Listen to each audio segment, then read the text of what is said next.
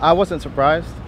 A little sad. I was a little shocked with the verdict. I can't say that I was surprised because I wasn't. So I think that we should all, you know, just move on with our lives and not go crazy over it, either way.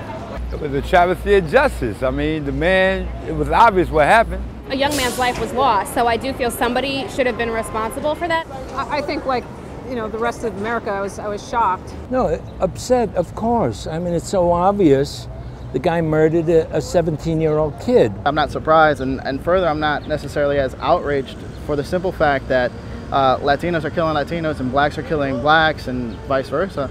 And nobody cares. Nobody cares. Nothing's done to care about that. But in this particular case, it's I believe Zimmerman's half white, half Hispanic, and it's an outrage because a young black youth died. And I'm not saying it's any less of a tragedy.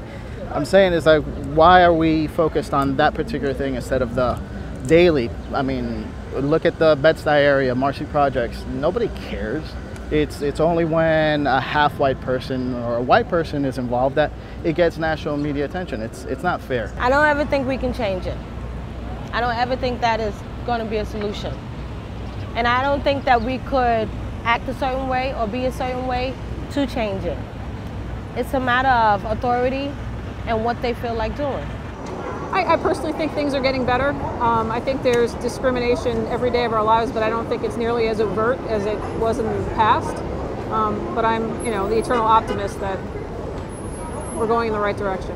I think when people look at the verdict, the first thing they want to say is that, it's racial. But if you just take all of the details of it, you understand that something really was wrong here.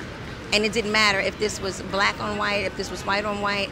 The fact that something was really wrong here, because this man was definitely, as far as I was concerned, he was guilty. Now, a lot of people would like to keep things politically correct, so they're not going to voice their opinion because they're going to feel like there's some type of backlash for it.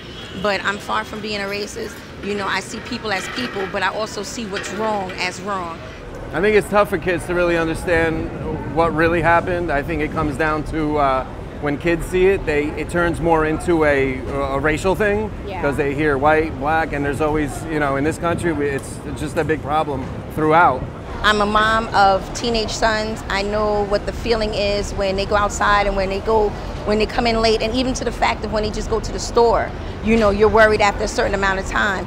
And it's not just being worried about, what's going to go on in the community, but what may also take place with other adults or those who may feel threatened. It's difficult, I mean, you want your children to be safe, so it's tough, but as long as your kids know right from wrong, I think that's really what's important, My son is a mixed baby, and is he going to be looked at through that light? That's what's going to be expected of him? If there's a young Hispanic man perpetrating things, is he going to just get gunned down and it be justified on the pretense that, oh, well, I thought it was him? I don't know. Do I feel safe with my son being looked at that way? No, absolutely not. And I think that it needs to be changed. There has to be some kind of change as opposed to stand your ground.